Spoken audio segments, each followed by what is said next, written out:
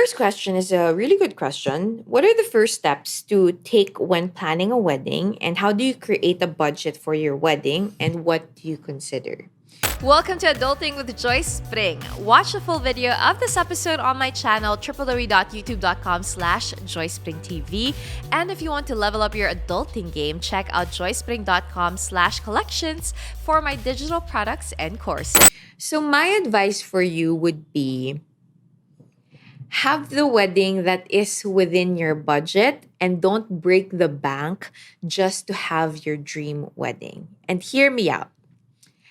There are a lot of things that you can invest on instead of a grand wedding. You can invest on a home, down payment for a home.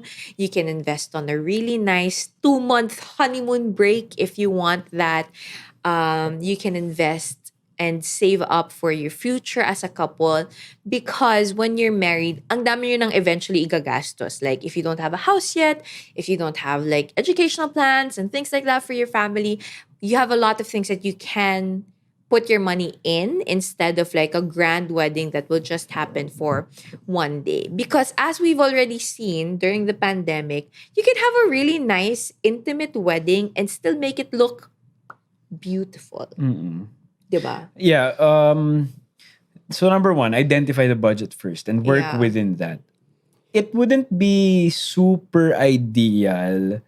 Although, syempre may mga alam tayo na may mga gumagawa. But it wouldn't be ideal to borrow money for Oh my your gosh, wedding. don't do it. Oo, don't Wala don't siyang do it. ROI.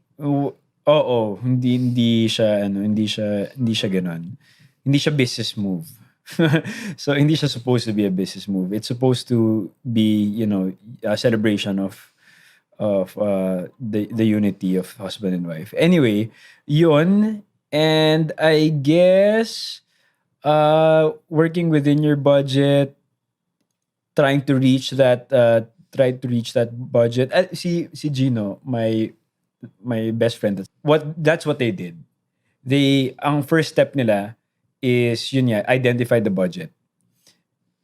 And pangalawa is work with a wedding planner. Because we know how difficult it is without. Kasi yung mga wedding planner, usually, yung mga may connections na sa lahat ng mga suppliers because they've experienced a lot of weddings already. So, And the those trusted two are wedding planner. kasi magkakaroon kayo ng magkakaroon kayo ng mga unexpected na mga obstacles. Yeah. So kailangan tiwala nyo talaga na yung wedding planner ninyo would have your best interests in mind and not for anything else.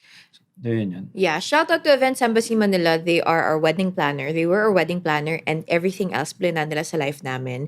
And the good point yon, love. Kasi once you have the wedding planner first, sila yung may connection sa kung sino yung supplier mo for lights and sound, supplier mo for host, supplier mo for food, supplier mo for all these things.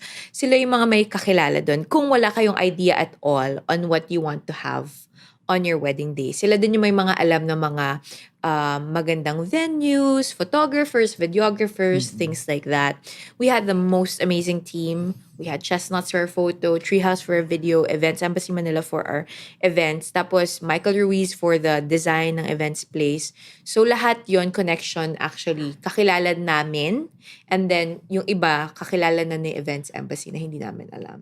Oh, and they'll work with your budget, Yeah. within your budget. Na kapag yun yung actually yung first na step when you guys meet with your wedding planner, tatanungin nila, so magkano ba yung budget na kailangan nyo iset? Yeah, okay. Or And then, kailangan nating paglaruan? Parang ganun. one of the good advice that we got from our ninongs and our ninangs, na hindi pa namin ninong and ninangs kakasal nung time na yun, sabi nila, with regards to the alahas, sabi, kung wala pa kayong budget for nice wedding rings or super nice na engagement ring, okay lang, wag muna kayong bumili ng mahal. Kasi pwede naman kayo eventually bumili ng mahal 5 or 10 years down the road, diba? That you can then have as husband and wife. So mag-upgrade kayo. And I think that's also applicable in the wedding. If you can't have a grand wedding just yet, if you can only afford, let's say, 200,000 peso super Yeah. intimate, super simple wedding, yun lang yung kaya ng budget nyo at the moment, have that. And then kung may dream wedding kayo, pag-ipunan nyo in 5 years' time. Mhm. So you can do a renewal of vows and then do that.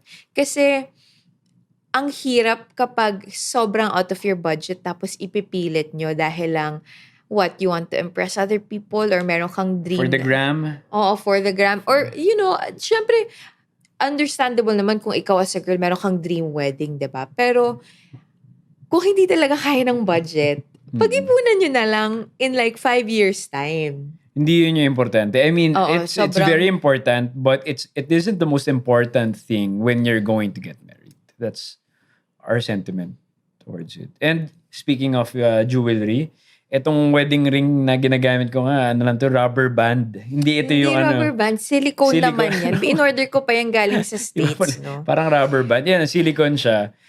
Kasi yung bakal, hindi ako masyadong komportable all the time. So I wear this one Yeah, para his pang white gold everyday. wedding Oo, ring. pang everyday siya. Tsaka for some reason kasi naalala mo nung kapag malamig na malamig, nagbe-burn yung skin ko sa ilalim. Yeah, pag nasa winter. That makes sense. And my wedding ring wasn't super fancy. But when I gave birth to Eliam, Juancho bought me a push gift, which was like a nicer, fancier wedding ring with really nice diamonds on it. Because he had budget na after a few years, diba? And yun yung ginawa niyang push present for giving birth to Eliam. So, like, yun naman talaga. And honestly kami, even though we had a lot of sponsors and X deals and collaborations for our wedding, ang laki pa rin ng nagastos namin. As in, we still added siguro upwards of 1 million just to have the wedding. Because it was in a really nice hotel. It was, we had a really nice band and everything. And I was like, we had this budget anyway. So we had the money for it. So I was like, okay, let's do it.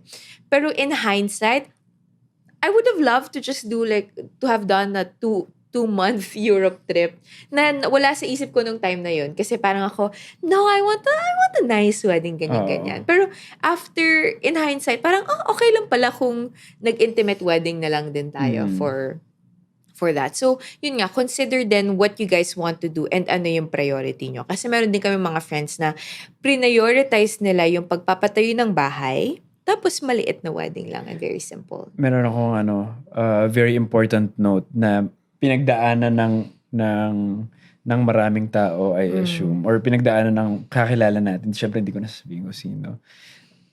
Focus the wedding on what you want. Because if you start then to consider kung ano yung mga gusto ng parents mo, parents ng kung sino man, mga titos, titas, you'll end up pleasing everybody but yourself. Trying to at least. Trying to please everybody but yourself. And it's gonna be super stressful because it at that point, it's not just about you anymore. It's about pleasing other people.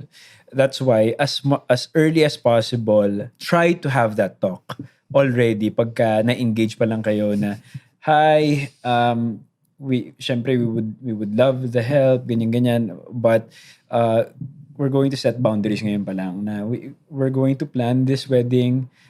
Sige, we're open to suggestions, but ultimately, at the end of the day, kami ng then husband ko ang magpa-plan kasi nito.